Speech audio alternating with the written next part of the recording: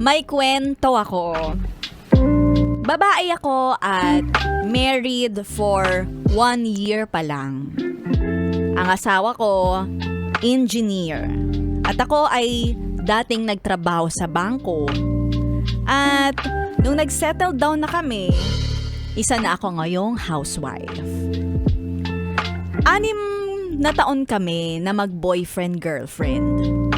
Sa mga panahon na yon, nagkaroon kami ng anak.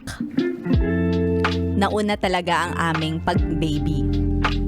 At sa ilang years namin, wala akong naging problema sa kanya.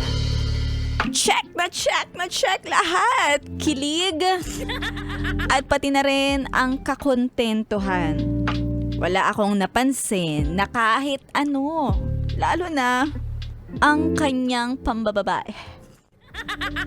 Lahat ng love languages, kuha niya na hindi ko na kailangan pumili. Pero, 3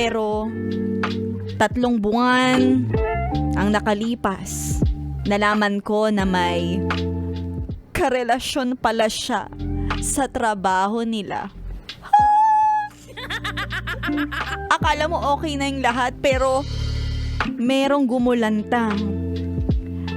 At alam ko na isang beses, eto pa lang ang unang pagkakataon na niloko niya ako. Pero, para sa akin, kahit isang beses pa lang yan, once na ako ay niloko mo, hindi na kita mapapatawad pa. Kaya ang sabi ko, maghiwalay na kami. Sinabi ko sa harap ng mga magulang niya at mga magulang ko, at siya lumuluhod pa sa harap ng mga parents namin, umiiyak. At ako pa ang pinapagalitan ng mga magulang namin. Sabi hindi daw pala ako wife material. Kung bakit napakabilis ko naman daw sa pagbitaw. Ow! At silang dalawa, ilang beses na silang niloko ng mga asawa pero standing strong pa para sa buong pamilya. Hindi daw ganon ang pag-aasawa. At part daw ang pagloloko na kailangan malampasan para tumibay kaming dalawa.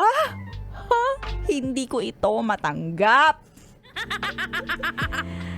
At ngayon, napapatanong ako kung ilang beses ba dapat nalokohin para matawag na matibay at wife material.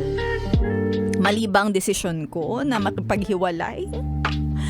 Dahil sa isang beses niyang pagloloko.